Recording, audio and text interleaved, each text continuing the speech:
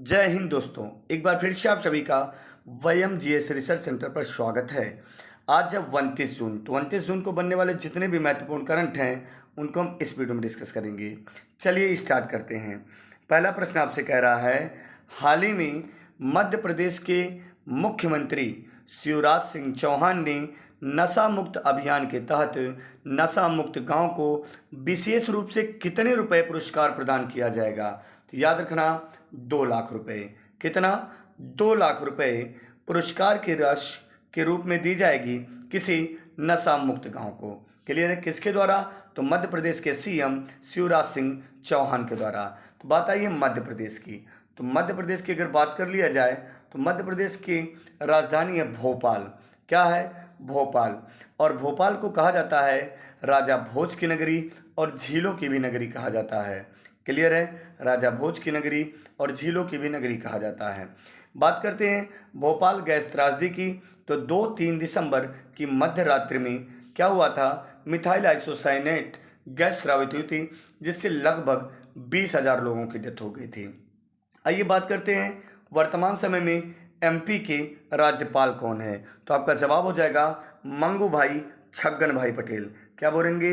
मंगू भाई छगन भाई पटेल। याद रखेंगे आप लोग। चलिए आगे चला जाए।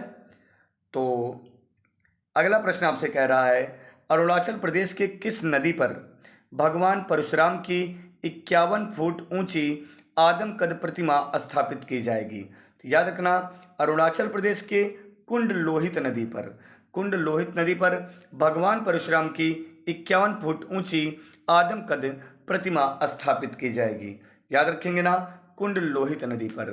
तो बात आई है अरुणाचल प्रदेश की। तो अरुणाचल प्रदेश भारत का सबसे पूर्वी राज्य है। क्लियर है? भगवान सूर्य की किरणें सबसे पहले भारत के किस राज्य में प्रवेश करती हैं? तो आपका जवाब हो जाएगा अरुणाचल प्रदेश। क्लियर है ना? और जो सबसे पूर्वी बिंदु है उसका नाम है वालांगू, अर्थात किस स्थान पर? तो आपका जवाब हो जाएगा वालांगू, जो 97 अंश 25 मिनट पूर्वी देशांतर पर स्थित है। और यह पश्चिमी बिंदु और पूर्वी बिंदु में जो अंतर है वह है कितने घंटे का है? तो आपका जवाब हो जाएगा 2 घंटे का है। सबसे पश्चिमी बिंदु कौन सा प्यारे बच्चों? Sir creek. क्या है? Sir creek. ब्रह्मपुत्र नदी भारत में सबसे पहले अरुणाचल प्रदेश से प्रवेश करती है। आइए अगले प्रश्न पे ध्यान देते हैं हम लोग। मशहूर राजनीतिक पत्रकार व लेखक विजय भोंसले को हाल ही में पत्रकारिता के क्षेत्र में उनके योगदान के लिए किस पुरस्कार से सम्मानित किया गया? तो आपका जवाब हो जाएगा पीके अत्रे पुरस्कार से। तो मशहूर राजनीतिक पत्रकार व लेखक विजय भोंसले को किससे? तो आपका जवाब हो जाएगा पीके अत्रे पुरस्कार से सम्मानित किया गया। क्लियर है ना? जो पत्रकारिता के क्षेत्र में दिया जाता है। तो पीके अत्रे पुरस्कार याद रखेंगे किसे मिला है? विजय भोंसले को। हाल ही में किसी इंडिया स्पोर्ट्स अवार्ड 2022 से सम्मानित किया गया। तो किसे बोलेंगे? किसी नहीं। तो हाल ही में किसे इंडिया स्पोर्ट्स अवार्ड 2022 से सम्मानित किया गया है? तो स्पोर्ट्स इंडिया अवार्ड यानी इंडिया स्पोर्ट्स अवार्ड 2022 से सम्मानित किया गया कार्तिकेय शर्मा को। याद रखेंगे प्यारे बच्चों, कार्तिकेय शर्मा। अगर अगले प्रश्न पे ध्यान देते हैं तो कोसानो मेमोरियल 2022 एथलेटिक्स में 200 मीटर स्प्रिंट में किस भारतीय शीर्ष धावक ने स्वर्ण पदक जीता है?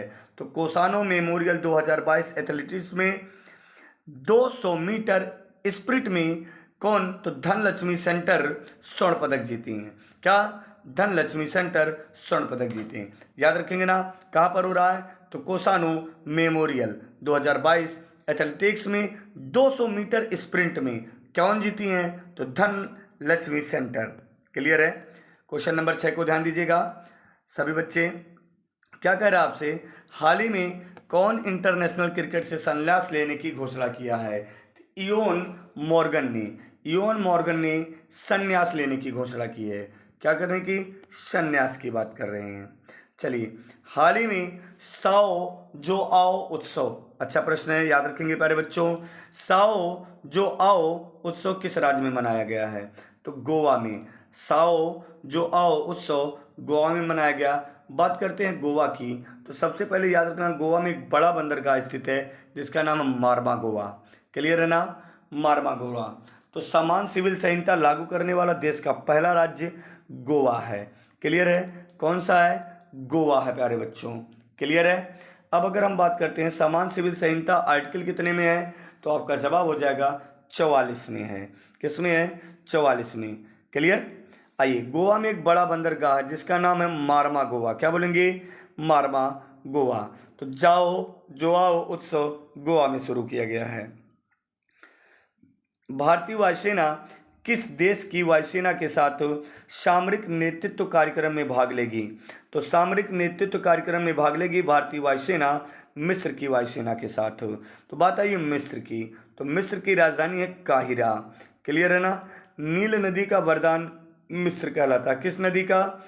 नील नदी का। बात अगर हम करते हैं नील नदी का उद्गम स्थल, तो नील नदी का उद्गम स्थल है विक्टोरिया झील। क्या बोलेंगे प्यारे बच्चों? विक्टोरिया झील। अब विक्टोरिया झील 3 देशों में फैला हुआ है। विक्टोरिया देश कितने देशों में फैला हुआ? 3 देशों में। कौन कौन से? Tanzania, Uganda, Kenya. तो तंजानिया की राजधानी है डोडोमा, युगांडा की राजधानी है कंपाला और केन्या की राजधानी नैरोबी। तो याद रखना, जो विक्टोरिया झील है 3 देशों में फैली हुई, तंजानिया, युगांडा, केन्या। ठीक है, यहाँ से निकलती है नील नदी जिसे मिस्र का वरदान कहा जाता है। पूरे विश्व की सबसे लंबी नदी कौन सी है? नील नदी। आइए, भारतीय ओलंपिक संघ का कार्यवाहक अध्यक्ष किसे नियुक्त किया गया है? याद रखना, भारतीय ओलंपिक संघ की बात कर रहा है। सलाहकार समिति का अध्यक्ष कौन है? कमेंट कर देंगे आप लोग। तो भारतीय ओलंपिक संघ का कार्यवाहक अध्यक्ष किसे नियुक्त किया गया है? आपका जवाब हो जाएगा अनिल खन्ना। क्या बोलेंगे प्यारे बच्चों?